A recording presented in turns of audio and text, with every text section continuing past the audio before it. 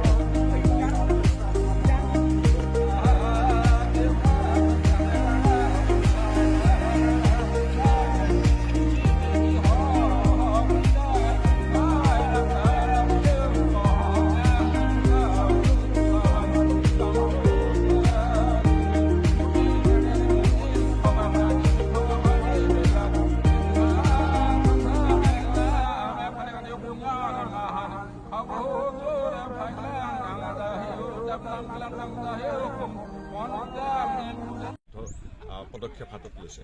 অন্যান্য জাতি জনগোষ্ঠীৰ দৰে আমাৰ এই জনগোষ্ঠীটোৰ শৈক্ষিক, সামাজিক, সাংস্কৃতিক বিকাশৰ বাবে তেখেতে পৰিকল্পিতভাৱে আগবাঢ়িছে।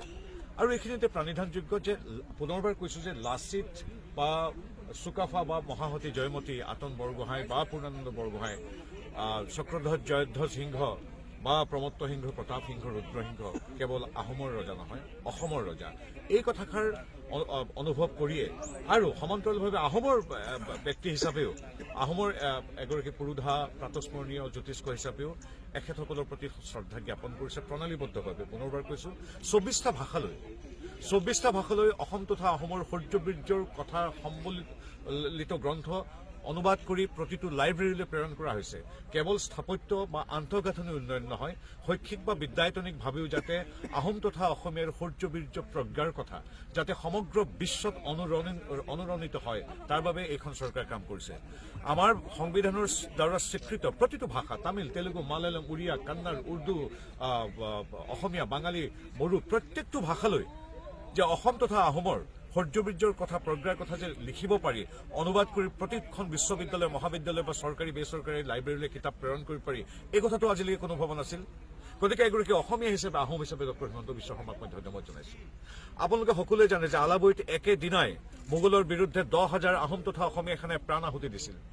350 বছৰ লাগিল কিয়? তাত এটা স্মাৰক নিৰ্মাণ কৰিবলৈ ডক্টৰ হিমন্ত বিশ্ব শৰ্মাদেৱৰ চিন্তাৰ ফলস্বৰূপে তাত এটা স্থাপত্য নিৰ্মাণ কৰা হ'ব, যি কেৱল তেখেতসকলৰ প্ৰতি, আমাৰ সেই বীৰ ৰনোৱাসকলৰ প্ৰতি শ্ৰদ্ধাৰ্ঘ্যই নহয়, অসমীয়া জাতিৰ বা আহোমৰ যি শৌৰ্যবীৰ্য তাৰ সাৰ্থক প্ৰতিফলন ঘটিব আলাবৈ ৰঙৰ স্মাৰকেৰে।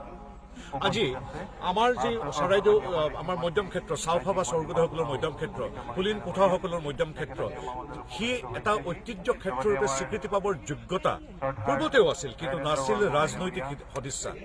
আজি ডক্টৰ হিমন্ত বিশ্ব শৰ্মাদেৱৰ তৎপৰতাত মোদীদেৱে একমাত্ৰ আবেদনৰূপে আমাৰ চৰাইদেউক প্ৰেৰণ কৰিলে আজিৰ তাৰিখত বিশ্ব ঐতিহ্য ক্ষেত্ৰটো স্বীকৃতি। আগতেও আছিল, যিদৰে অসমীয়া ভাষা আগৰ পৰা সুন্দৰ আছিল, কিন্তু স্বীকৃতিটো পোৱা নাছিল। লাগে ৰাজনৈতিক সদিচ্ছা। মই ক'বলৈ কোনো দ্বিধাগ্ৰস্ততা নাই, মোৰ কোনো সংকোচ নাই। নৱবৰ্ষত সোণাপুৰৰ মা তালুকদাৰ ষ্টৰে আগবঢ়াইছে বিশেষ অফাৰ। সকলো ধৰণৰ স্মাৰ্টফোন আপুনি লাভ কৰিব 10% ৰেহাই মূল্যত। আছে সহজ ফাইনেন্সৰ সুবিধা পাব সকলো ধৰণৰ এক্সেসৰিজ লগতে পাব open box smartphone open box iPhone উপলব্ধ আছে কম মূল্যত ৰিপেয়াৰিং সাৰ্ভিস নতুন বছৰটোত আপুনি বাৰু এটা নতুন স্মাৰ্টফোন লম বুলি ভাবি আছে নেকি এতিয়াই আহক সোণাপুৰ পুৰণি বজাৰ স্থিত ডিডি কমপ্লেক্সত থকা মা তালুকদাৰ ষ্টৰলৈ